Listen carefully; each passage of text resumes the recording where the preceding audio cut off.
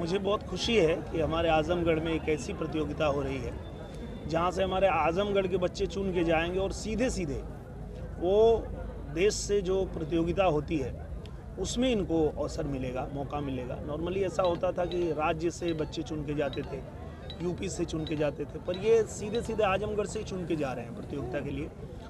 तो मैं बहुत शुभकामना देता हूँ और मेरे सत्येंद्र जी और जितने चित्रांश जी जो हमारे आयोजक हैं, आप सभी लोगों को बहुत शुभकामना देता हूँ कि आप लोग इतना बढ़िया आयोजन कर रहे हैं ताकि हमारे जो आजमगढ़ के बच्चे हैं उनको आगे बढ़ने के लिए मौका मिल रहा है।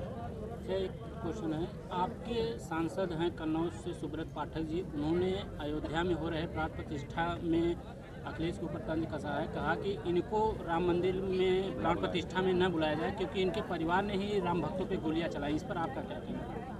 अब उन्होंने बोला है तो वही बताएंगे ऐसा क्यों बोले हैं, क्योंकि भगवान राम सबके हैं और ऐसा नहीं है। आजमगढ़ स्टेडियम की बात करें तो यहाँ कई व्यवस्थाओं का अभाव है, खेल मंत्री भी कई बार दौरा कर चुके हैं, तो ऐसे में सरकार द्वारा क्या किया जा रहा है? खेल मंत्री जी को हम लोगों ने लिखा है और उन्होंने यहाँ से मांगा भी था कि यहाँ पे जो जो आवश्यकताएं हैं उसको पूरा किया जाएगा। तो मुझे लगता है कि यहाँ से बन के पूरा एस्टीमेट चला गया है और बहुत जल्दी ये हमारा जो आजमगढ़ स्टेडियम है वो पूरी तरह से सुसज्जित हो जाएगा, बन जाएगा। सपा के राष्ट्रीय अध्यक्ष कह रहे हैं कि जब राम बुलाएंगे तब हम राम मंदिर जाएंगे। क्या राम उनको नहीं बुला रहे हैं? नहीं, ये उनकी बात सही है और मैं उनकी बात से सहमत हूँ। जब तक ईश्वर की कृपा नहीं होती है कोई भी व्यक्ति भ्रम में रहता है, उसको लगता है कि वो सीएम है, वो पीएम है, वो डीएम है। इस भ्रम में जीता है इंसान।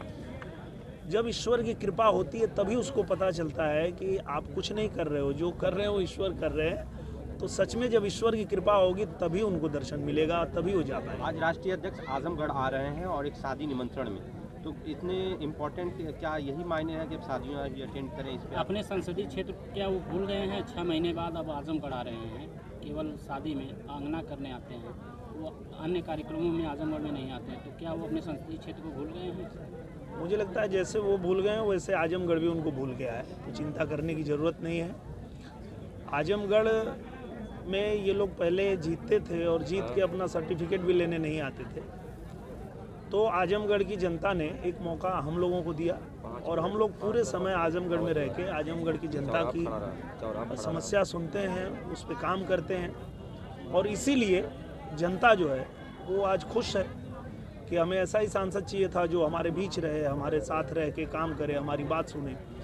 तो कोई बात नहीं है, वो जैसे भूल गए वैसे आजमगढ़ भी उनको भूल गया। इस बीच फिर भी संभावनाएं बन रही हैं अखिलेश यादव दोबारा आजमगढ़ से लोकसभा चुनाव लड़ेंगे। आपकी क्या तैयारी? बहुत मज़ा आएगा। मैं तो चाहता हूँ कि एक बार फिर आएँ, और पिछली बार तो महागठबंधन था उनका, अब इस बार एक और गठबंधन वो लोग बना रहे हैं और मैं तो ऐसी ही लड़ाई लड़ता हूँ कि जिसमें मज़ा आए लड़ने में। वो छोटी मोटी लड़ाई लड़ता है जी। पत्रकार नहीं भी ठीक है। आजमगढ़ का नाम आजमगढ़ कब रखा है? वो महाराज जी बताएंगे और महाराज जी का महायोजना कब तक लागू होगी? महायोजना महाराज जी के टेबल तक पहुंच चुका है और हम लोगों ने कई बार उनसे निवेदन भी किया है। अब बस इंतज़ार है उनके सिग्नेचर का, जैसे सिग्नेचर करेंगे महायोजना लागू हो जाएगा। राम मंदिर उद्घाटन पे आजमगढ़ की किस तरह से तैयारी है? आजमगढ़ की बहुत अच्छी तैयारी है और धूमधाम से हम लोग जाएंगे, अयोध्या जाएंगे और रामलला का दर्शन करेंगे। फ्लाइट कब उड़ रही है? फ्लाइट जब मिल गया लाइसेंस तो अब जल्दी उड़ेगी। हाँ, लाइसेंस मिल गया है, अब उड़ेगी।